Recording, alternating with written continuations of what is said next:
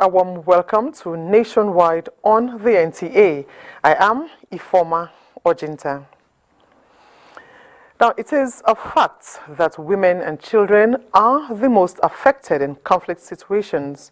This sad fact is providing a fresh impetus for the Republic of Germany and Office of the First Lady of Nigeria to explore new collaboration that will provide wider protection for vulnerable women in Nigeria. State House correspondent Adeni Taiwo reports that this was when a delegation from the German embassy paid a courtesy call on the First Lady Oluremi Tinubu in the villa. Federal Republic of Germany is one of the 12 countries with feminist foreign policy, which defines its interaction with other states, prioritizing gender equality and human rights for women.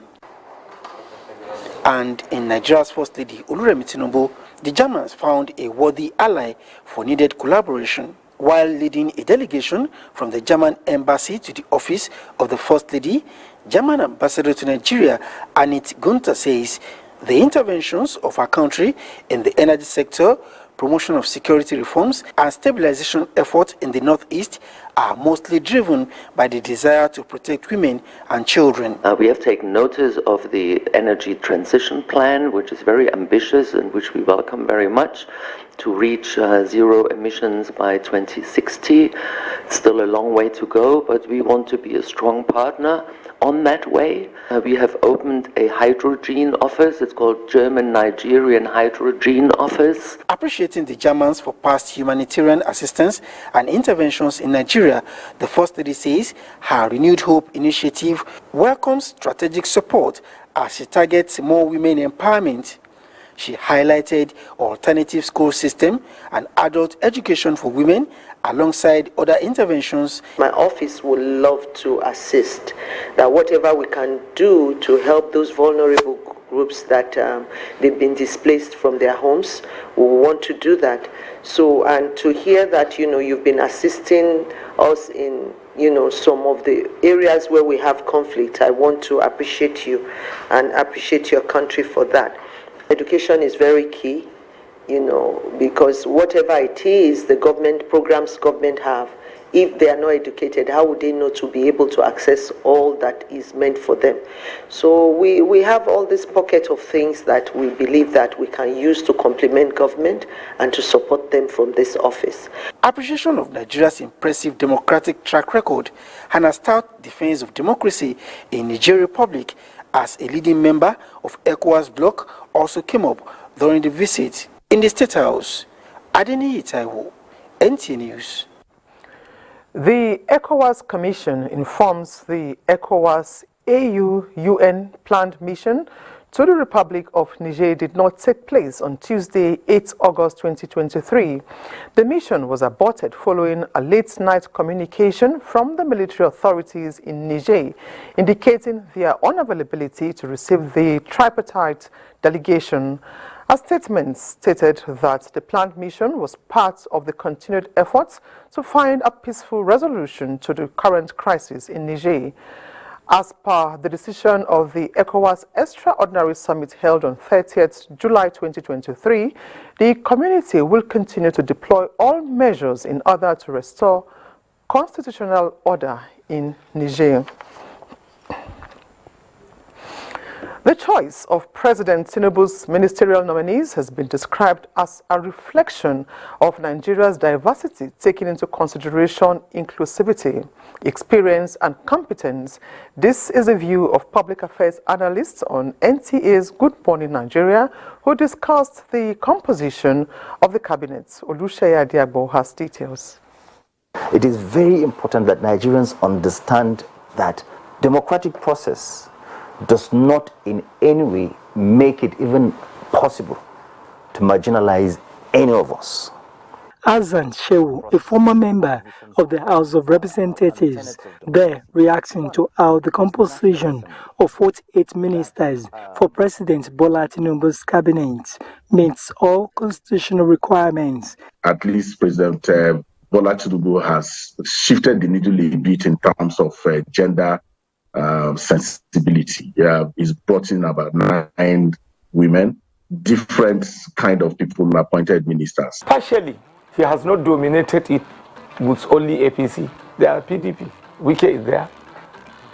In fact, for this country to be unified, every segment of the country must be carried along. And all of them meet or have met the minimum requirement. Otherwise, the Senate would have told us so. The guests who expressed hopes that their signing of portfolios will reflect right pegs in right holes also emphasized that the incoming ministers should see their offices as platform to serve humanity and meet in Abuja. Olusheye Adiagbo, NTA News. Africa as a continent is blessed with abundant human and mineral resources that must be tapped for the benefits of Africans. This was part of the submissions of participants at the ongoing African Bar Association Conference in Pretoria, South Africa. Dele Atumbi of our Judiciary Desk reports that the theme of the conference is building the legal profession in Africa under the African Continental Free Trade Agreements.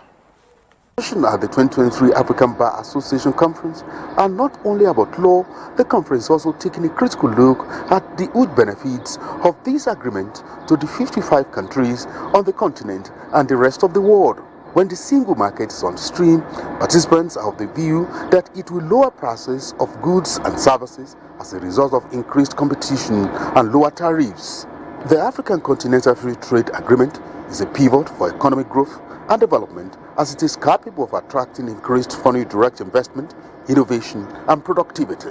Continent's ability to get value for money also resonates at the conference. The emergence of the African Continental Free Trade Area, AFCFTA, in which trading began in January and more specifically in October 2022, represents a historic opportunity for Africa to strengthen immeasurably intra-African trade as a powerful avenue for developing Africa's vast economic and material potential.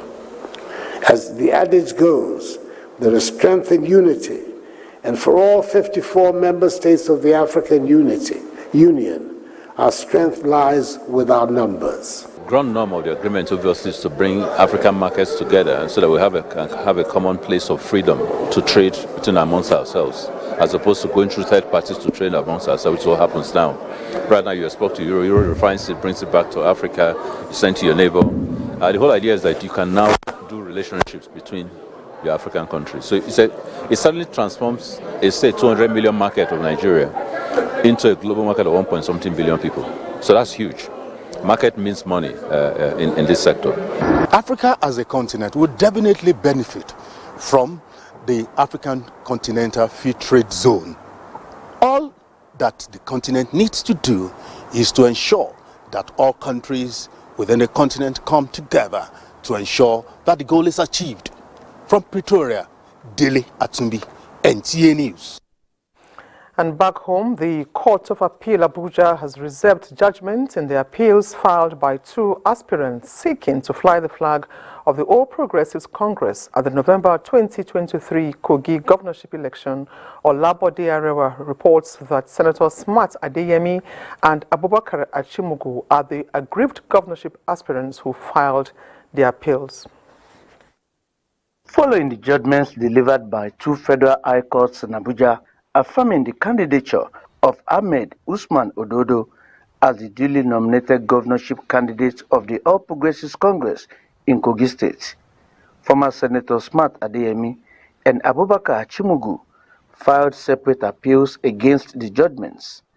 On his part, Adeyemi faulted the trial court's judgment, alleging that the primary election through which Ododo emerged as APC governorship candidate was fraudulent. Our case was that the primary election did not hold, which of course is our case from the beginning. The second aggrieved governorship aspirant, Abubakar Achimugu, in his appeal, argued that the trial court erred in affirming Ododo as the authentic APC governorship candidate. We went to court, we were not satisfied with part of the decision of the Federal Court. and we felt the decision, part of the decision had to be tested. The respondents, APC and Ahmed Ododo, in their preliminary objections, denied manipulating the APC Kogi State primary election. The appellate court, after hearing the parties, adjourned to a future date for judgment. In Abuja, Olabodarewa, NTA News. It's now time to join Adiola in our Lagos Network Center for more reports on Nationwide. Hello, Adiola. Hello, Ifoma. The British Council is more interested in stimulating entrepreneurial skills among Nigerian university students as a way of increasing job-creating opportunities. As prelude to materializing this goal, a partnership is being forged to internationalize skills across small and medium-scale enterprises. Diana Ajale reports. Medium enterprises to vocational skills and agriculture. Entrepreneurship remains the key driver of any nation's economy. It is on this premise that the British Commission is leveraging on partnership with Nigerian higher institutions to strengthen entrepreneurship-based curriculum, where students can develop more interest in business ventures. It's important we build partnerships around entrepreneurship and innovation so students develop the 21st century skills, the creative thinking, to give them the skills to thrive in the modern world and to develop Nigeria's prosperity. Our expectation is that stakeholders who are part of the ecosystem are carrying the message of the program, which is to embed entrepreneurship in the curriculum. For academics at the conference, it is high time Nigeria begin to harvest and harness every opportunity in the ever-changing technological world in order to be self-reliant. This is yet another clarion call, draw our attention on the imperative of, bequeathing and mainstreaming the entrepreneurial skills. It's interesting to develop the passion from students from the early ages, so that when they finally come up, even when they come out of the university, they already have it in their mind. This conference has given us a lot of very important insights into the entrepreneurial space and the fact that education now has to be strengthened, with entrepreneurial capacity. Issues treated at the conference include the role of entrepreneurship in leading sustainable development in Nigeria, the important role of partnerships, and internationalization in implementing entrepreneurship education in Nigeria. In Lagos, Diana Ajale, NTA News. In no distant time, the 48 ministerial nominees that will also constitute the Federal Executive Council will be assigned portfolios to pilot the affairs of various ministries. Expectations are high on the part of Nigerians who look forward to renewed hope in various aspects of the polity. Amaka Obu has details. Nigeria has all it takes to maintain its pride of place, and this can be achieved through nation building. This is a collective responsibility that requires collaboration between the leaders and the led. Collaboration should be ensured between the ministry, the high rank personalities in the ministries, and the professionals in the field. As members of cabinet are set to come on board, many say the government is not bereft of the right policies and strategies. The pinpoint corruption and lack of implementation of policies has come on setbacks to various sectors, which has inhibited progress towards nation building. We must address our security. If you don't have security in any country, that country cannot be productive. The second thing we must address is job creation. It is when you don't have job in your country that you have the Japa syndrome that is all over the places. The third thing is that we must address the power sector, electricity. Without electricity, you cannot drive any aspect of the economy. You have good education, you have good health services. What happened? Economy being improved. If those things are not there, we are still wasting our time. So if we want to build a nation, put the round pegs in the round holes. Don't put the square pegs in the round holes. For other respondents and analysts, they cited certain areas of concern that should not be neglected at all costs. See small children on drugs. So they should focus on our youth and children. And they should be ready to work by encouraging Nigerians to be very productive. Rome, they say, was not built in a day. It is believed that with sincerity of purpose, the incoming members of the executive arm will tackle challenges bedeviling the nation headlong for the overall common good. In Lagos, Amaka O, NTA News. Do be reminded that you can follow this news broadcast live on our website at nta.ng/live and on our other social media handles displayed on your screen for updates. Kemi is standing by in Ibadan to take us through the next set of reports after this break. Stay with us.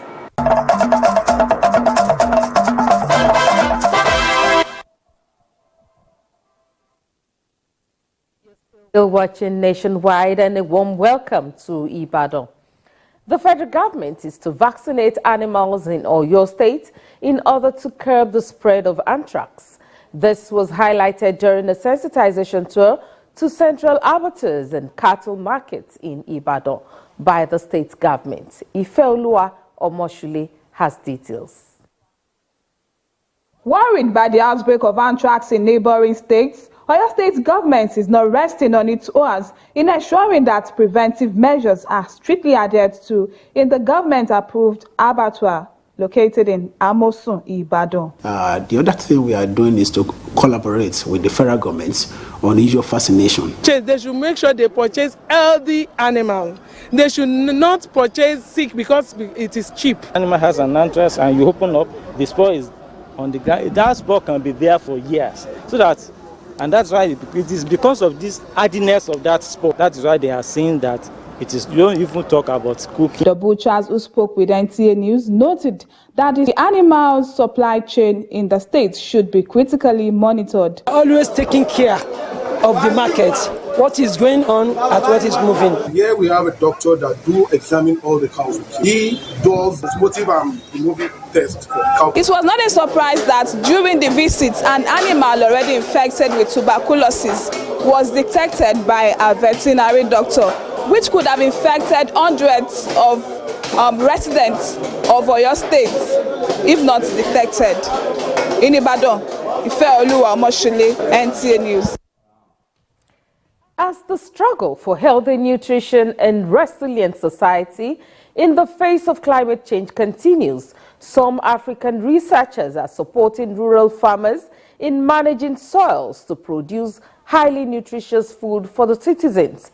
The initiative, facilitated by the international collaborations, was held in Ibadan. In keeping with the African Union's focus of strengthening resilience in nutrition and food security across the African continent in the face of climate change, the team of researchers took up the characterization of 6 major staple food crops in Nigeria and Ghana. What we found was that in terms of the agronomic practices of the farmers, tilling the soil affects how much nutrients farmers can, be able to get in the food that they produce. Now, when the farmers are brought to the table, when they're engaged, it helps them to take up any research findings that are actually out there. Smallholder farmers and food grain researchers participated in the knowledge transfer project for crops such as rice, cowpea, cassava, maize, and green vegetables. As I'm going back to Edo State, I'm going to do a step down for my women to tell them how important the research is. Combination of organic and inorganic to improve the fertilizers of the soil and to improve to get the maximum product of the plants. The high point of the project was the establishment of a comprehensive and accessible database on current agricultural practices across Africa and accurate nutrition data to enhance effective policy formulation.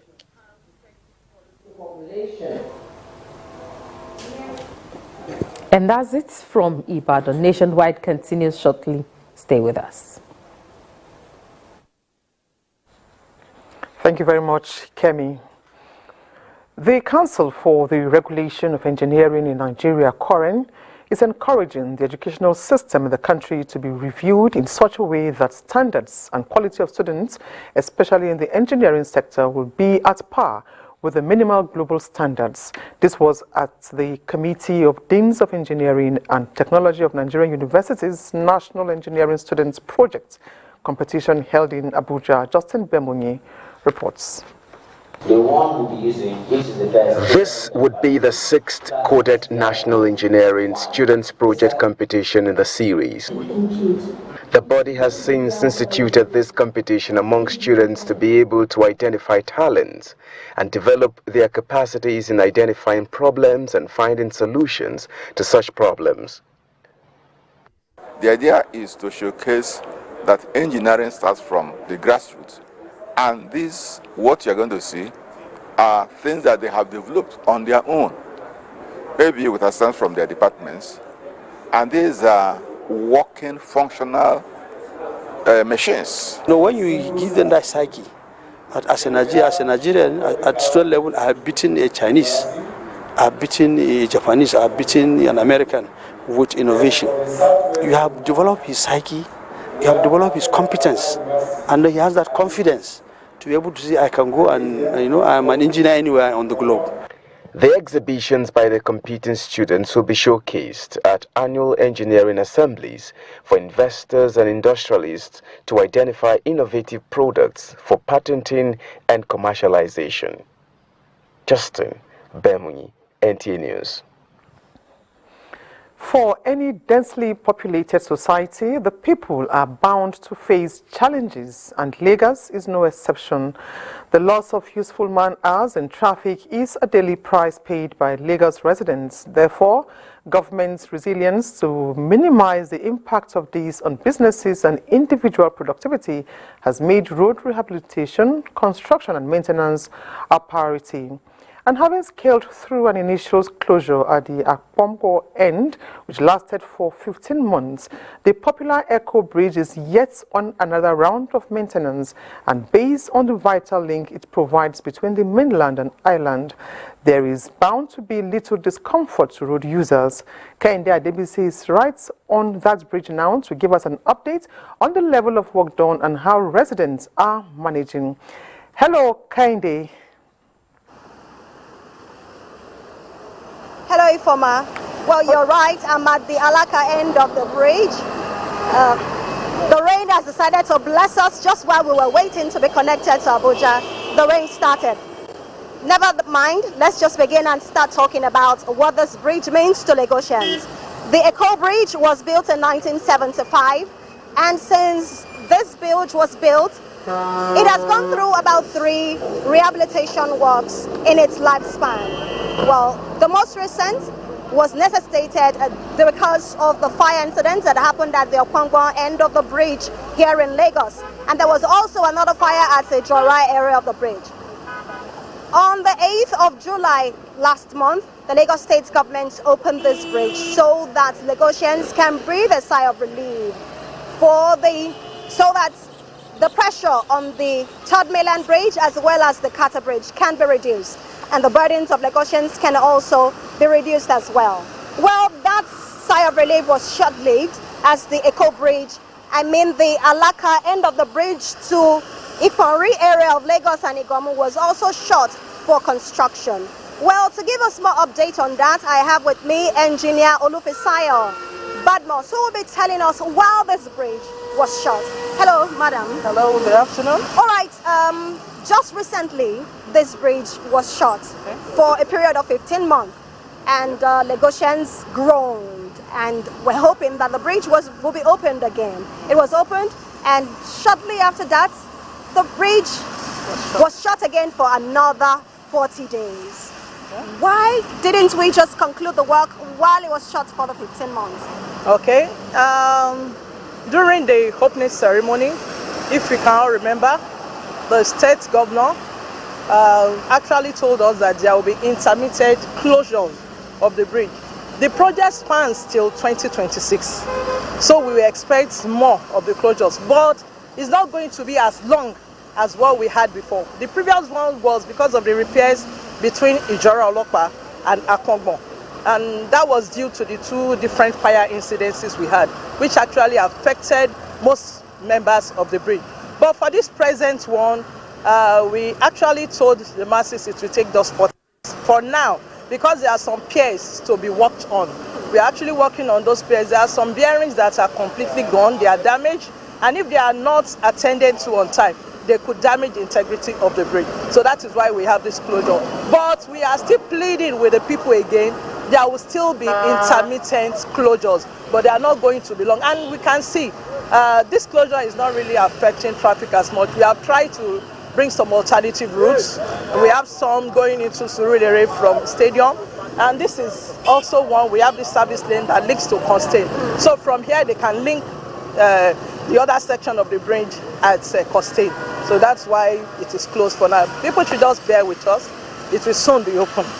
Thank you. All right, earlier we went to the Ijora Olokpa area where the work is being done there. And you took us around, you showed us most of the major work being done there. Can you tell us more about the work going on there? Okay, a section of that Ijora that we visited was also engulfed by fire. That was November 4th, 2022. So initially there was a shoring system that was installed to avert total collapse of the bridge. Then even before then there was an maintenance activity ongoing. So what we saw today is part of the existing maintenance activities because the area that was actually affected by the fire has almost been completed. All right, thank you very much, ma'am. All right, I have one more person who would like to speak with us, a user of this road, a regular user of the road. All right, sir, this closure, how has it affected you? Has it affected your business as a Lagosian and as someone who plies this road regularly? Okay, number your one. Name, sir? Okay. Like number one, I will say the way my name is Akinwale Ashiro. The road, how it affected us, me particularly. I think the other last time I was driving all the way from Ikorodu down Iwo here. Even I got here, I discovered that there's no way I can go again. I have to took my U-turn back to Stadium again to find my way back to Tomilambi. I can say, like here now, the Lagos State government was the one that made the announcement on this place that this place is going to shut down like either 26 weeks or rather I don't know exactly how many weeks. But I believe in anything that federal government is doing on this road, they should quickly do it speedily on it. They should quickly work on it. Thank God because of this. Thank you very much, sir. I'm going to have to cut you short because we still have to go to some other locations too. Ifoma, it's back to you. Thank you very much indeed, Kende, for that update. And the federal government, in approve of commitments to ensuring the safety and well-being of students, has unveiled a funding plan for the Safe Schools Initiative, a project aimed at fortifying educational institutions across the nation. At a press briefing in Abuja, the National Coordinator of Financing Safe Schools in Nigeria, Halima Ilya Ibrahim, says under the current development national plan, a total of 144.8 billion naira is to be invested in the project for a period of 4 years. The plan, which aims to cover 50% of the most at-risk public schools within the implementation cycle, is to be funded through annual budgetary provisions from federal, states, local governments, as well as donor agencies. The national plan will be implemented between 2023 to 2026 with a total investment of 144.8 billion.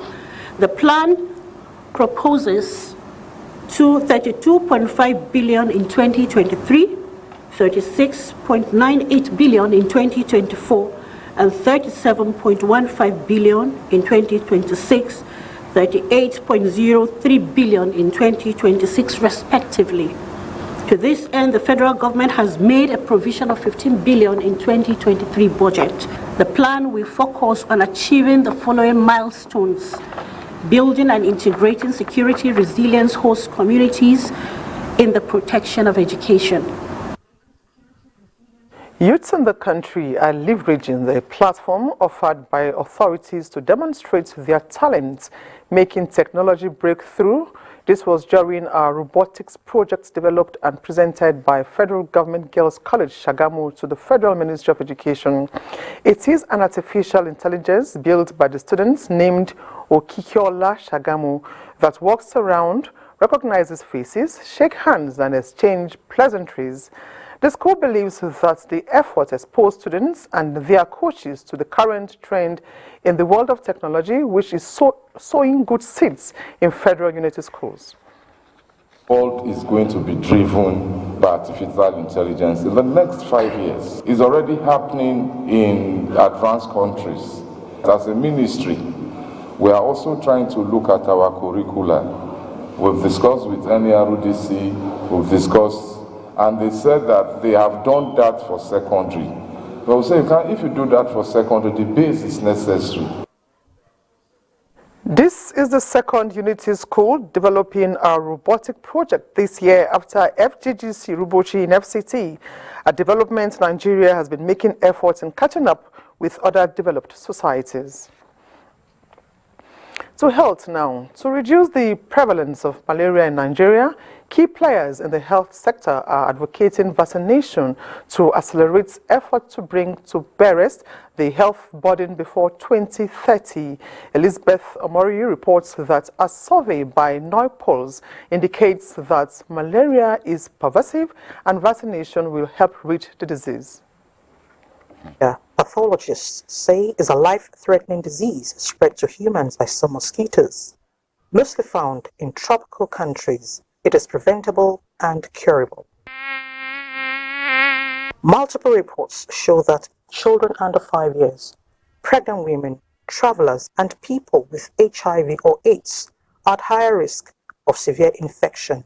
These factors facilitated a survey to ascertain reasons malaria is still a major health concern within the African continent. The vaccine was indicated for prevention of malaria in children aged 3 to 35 to 36 months. So it's against this backdrop that we conducted this poll to kind of understand perceptions, opinions, and what people think about malaria, its impact, and the ways we try to combat it. The vaccines are to be continued, are to be combined with existing tools to control malaria. Awareness of the availability of malaria vaccine needs to be intensified. Because it's time to deliver zero malaria, they recommend cleaner environment, use of treated mosquito nets, and regular medical checks.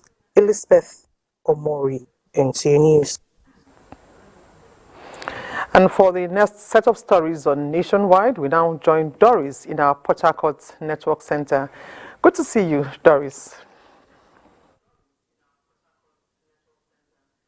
Good to see you. Thank you, Ifoma. The Board of Trustees Hydrocarbon Pollution Remediation Project has called on the Rivers State Government to partner host communities for the sustainability of various products embarked upon by the body. This was during the inspection of HYPEP's project sites in Ogoniland. Emmanuel Lani reports. The visit by members of the Board of Trustees of the Ogoni Trust Fund to the various project sites in Ogoniland is to have a first-hand information on the projects executed so far, stages of completion, and challenges with a view to addressing them. Chairman of the board, Dr. Mike Nwialagi, and other delegates visited the remediated sites in Kpea, Kan local government area, and Bidiregio slot in Gokana and Tai local government areas. Other project sites visited also include Bori Water Scheme and Kpea Water Facility, Bidere and Terabo Water Scheme, as well as Kodokoro Water Scheme, which are all at various stages of completion. A lot of water projects have been completed. These are reticulated water projects. It's not a fetching point activity, it's things that go around. I think it will be the wisdom of the PCO that after we had all this, including the water, for sustainability, that we take steps to call on our government, particularly our state government, to help us partner. Beyond these projects expected to provide clean water to over 52 Ogoni communities, HYPREP is also embarking on other projects including power project, center of excellence, specialist hospital, and replanting of over 3,000 hectares of mangroves. It is the responsibility of the BOT of the Ogoni Trust Fund to actually find out if we are spending the money they are giving to the Project Coordination Office prudently. It is expected that the completed projects will be inaugurated in the coming days. From Ogoniland, Emmanuel Lene, NTA News. Ogoniland. The Cross River State Governor, Senator Obasi Otu, is urging medical doctors not to relent in the task of saving lives, as governments at the state and federal levels are intensifying efforts to secure the release of Professor Ekanem Ephraim, who was abducted last month. The governor said this when the Nigerian Medical Association staged a protest to his office. Justina Aitim reports. It's about a month since a neurologist and consultant at the University of Calabar Teaching Hospital, said to be the first female professor of medicine in Cross River State, Dr. Ekanem Ephraim, was abducted by kidnappers. In a renewed effort to secure her release from the clutches of the kidnappers, the Nigerian Medical Association Cross River State chapter is staging a protest to Government House, asking the governor to expedite action in securing her release. By our mandate, you have the power, you have the integrity, you have the temerity to in fact clad yourself in military uniform and comb the creeks and highways and forests of Cross River State to ensure that our colleague will be released to us. The state governor, Senator Obasi Otu, says security is the topmost priority of his administration, assuring that government is exerting every effort to ensure that the medical doctor is released unhurt and alive. The IG is aware of this case. Special squads have been sending here. We are doing all that we can to bring her. I want you to believe us that just like you carry the pain, we are also very pained. But we are pained also in that two wrongs will never make it right. The medical doctors who had down tools over the issue want government to put an end to incessant harassment of doctors who have become a target to kidnappers. In Calabar, Justina Etam, NTA News. And that's our beats from here. Nationwide continues with Ifoma in Abuja. Thanks, Doris. In an effort to curb the spate of insecurity, youth restiveness, and restore the age-long apprenticeship model of Igbo people, Anambra State Governor Professor Chukwuma Soludo, January this year, launched an economic empowerment program for youths known as One Youth, Two Skills. The program offers beneficiaries opportunity of acquiring 2 skills with a starter pack at no cost. How has the program fared in the States? Let's now join Joy Ilobu in Oka. Hello, Joy. Can you throw more light on this program and how can the youths, key into it? Thank you very much. I have with me the Anambra State Commissioner for Youth Development, Mr. Patrick Agamba, and he's here to tell us how far the program has fared in Anambra State. Sir, can you tell us how far the program has fared? Yes. Good evening, viewers. First, let me explain, what One Youth, Two Skills is all about, and this is one of the promise made by Mr. Governor of Anambra State. Is actually a policy statement that he will give every Anambra 2 or more skills. And today, the Ministry of Youth has been given the mandate to deliver that policy. And the One Youth, Two Skills is actually a complete, empowerment package that has its sequential arrangement from entrepreneurship, apprenticeship, cooperative formation, financing, and mentoring.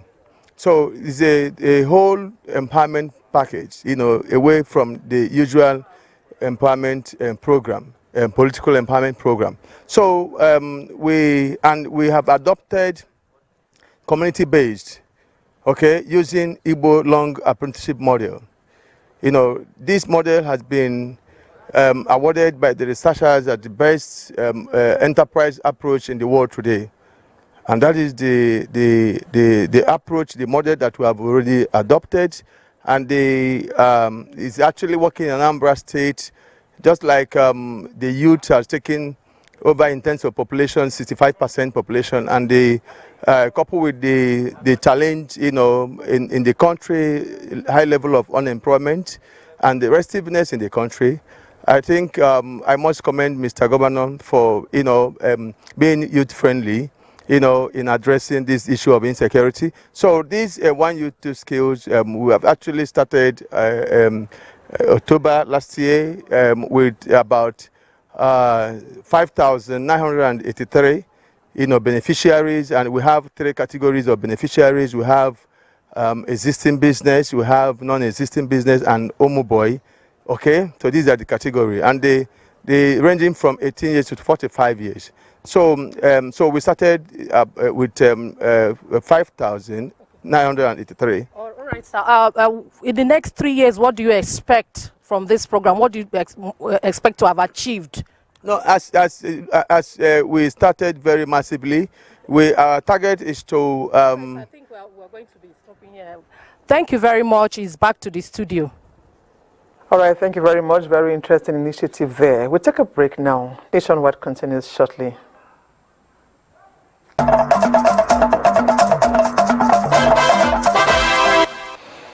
Thanks for staying tuned.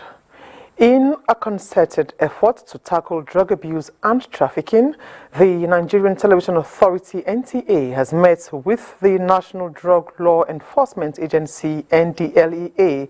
This strategic meeting underscores their shared commitment and pursuit of mutual benefits in addressing these critical social issues. Abdulmalik Hassan reports.